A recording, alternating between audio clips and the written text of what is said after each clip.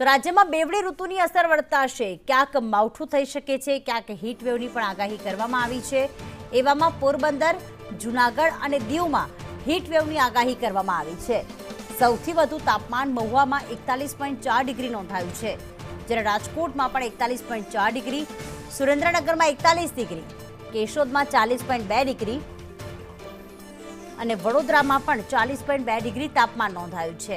આ તરફ ભુજની વાત કરીએ કે જ્યાં 39.6 ડિગ્રી તાપમાન નોંધાયું, સુરતમાં 38.2 ડિગ્રી તાપમાન નોંધાયું, અમદાવાદ અને ગાંધીનગરમાં 40 ડિગ્રી સુધી તાપમાન પહોંચ્યું છે। ડીસામાં પણ 40 ડિગ્રી, વલ્લભ વિદ્યાનગરમાં 38.9 ડિગ્રી, પોરબંદરમાં 40 ડિગ્રી અને ભાવનગરમાં પણ 38.1 ડિગ્રી તાપમાન નોંધાયું। 45 કિલોમીટર પ્રતિ કલાકની ઝડપે પવન ફૂંકાઈ શકે છે।